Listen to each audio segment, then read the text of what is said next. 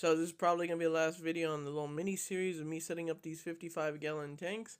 I've moved pretty much everything in place, from building the racks to connecting all the pumps to connecting the lights to filling them halfway to I finally moved the background. If you guys can see from the last videos, some of these posters were covered, they're not covered anymore, so I moved everything more in the center. I like the way it looks. And then the tanks are not filled all the way, but I'm still kind of stress testing them because this one, the one in the middle, is very old. I don't know the manufacturer. I think it might be an Oceanic, but that means it's 10 or 20 years old. And again, it's thicker than the other one, so you're like, oh, that should mean it's stronger, right? But it doesn't mean that. And then I also cleaned out these lights. It was covered in salt grime. I'm pretty sure you've seen it in the other videos. So I cleaned them up, but the problem with these is once they get covered with calcium and salt, and basically it's mineral, it's salt creep that builds up on them, but also calcium, it creeps up like that. Covers the lights, makes them look really nasty. All of them will get it.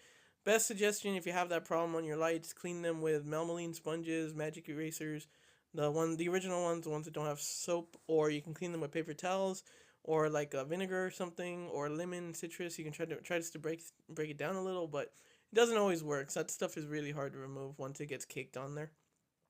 And again, going back to the middle tank, again, it looks like it's better made, but I'm still worried because of how old it is. Silicone starts breaking down in about 10 to 20 years on the tanks. I've heard some people go longer. I've actually seen very, very old tanks still running, but it's not a good thing. I actually had a friend who was moving a 200-gallon that was very old with her boyfriend. I don't remember. She told me a story a long time ago, and they were using it for reptiles. I guess the lights dried up the silicone, and the entire bottom blew out, and it dropped everything.